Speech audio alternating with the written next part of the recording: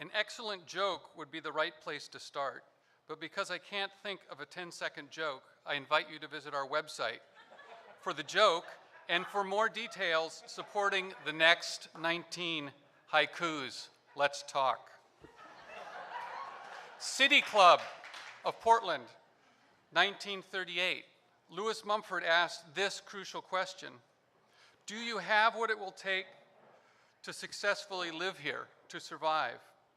For me, that is the root goal of Design for Survival. Do we have what it will take? Next, we should ask, survival for what? You and me? The larger living systems on which we all depend? Survival for future generations? My answer is yes. All must be essential design criteria. Returning to Mumford's question, what will it take? The most important skill and choice is reconciliation. Reconciling what we ask of land and the earth with what it can provide indefinitely. Reconciliation is needed on all scales and all dimensions. My family's chosen focus, calling, are the forests of Northwest Oregon. We've been making stumps, sawdust, and mistakes since 1840, 7 generations. We've been rewilding 1,000 acres of the Coast Range forest since 1986. Reconciliation in Oregon forests, how are we doing? The dominant model of West Side forestry involves converting diverse, complex, resilient ecosystems into simplified, homogeneous, vulnerable systems designed to maximize a single output, logs.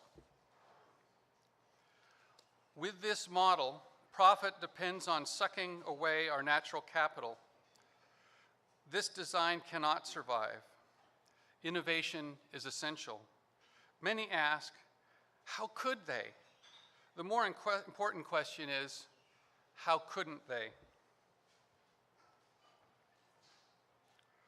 What to do? Reconciliation to the rescue. What does it look like? Where does it start? Where is it already happening? Let's explore from the micro to the macro. Starting on the micro scale, an experiment with an 8-acre section of forest. We logged half of the trees 18 years ago. We sold them to cover college tuitions and buy new shoes. We quantified improved ecological function by multiple measures. Reconciliation is possible. Scaling up one 750-acre forest, a mosaic of over 40 experiments in reconciliation restoration. Monitoring shows improving ecological health and sufficient profit. It works. The next ring out, 3 forests make up one business, Hilo Woods. 1,000 acres, 3 generations, 1 sawmill, an experiment in reconciliation driven by a wide web of partnerships, two-legged and others. Success on a larger landscape scale depends on solving a problem. Doing right ecologically too often is at odds with doing right economically. New markets that value reconciliation are needed. The key of the grower and the key of the consumer are required to unlock the door leading to reconciliation at scale. Here's how. The Build Local Alliance is a community catalyst uniting business leaders along the wood chain to create markets that leave both forests and forest-dependent communities better off. Innovative growers, sawmillers, designers, makers, consumers working together towards reconciliation. Since 2005, the Alliance has brought together a crazy diversity of folks with 4 objectives: making and building connections, education and inspiration, celebration of innovation and success, expansion to engage yet more people. Hundreds of people, hundreds of projects, from large co-housing projects, floors and doors, beautiful counters in grocery stores, to a cutting board infiltrating every kitchen. Moving to the macro scale, True reconciliation depends on better acceptance that the urban and the rural must interdependently thrive and survive together. What better place to prove this than Portland and the rural landscapes on which it depends? Success with reconciliation demands that we be strategic. Our strategy depends on three essential legs of the stool.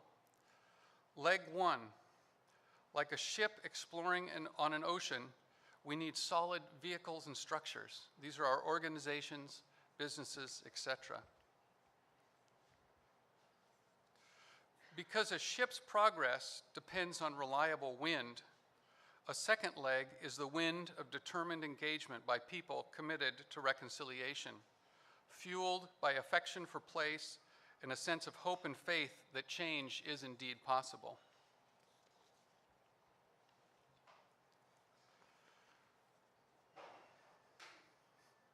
It's nice to have a little break. Leg three, the stories we tell shape who we become. Narratives have played a crucial role in changing food systems.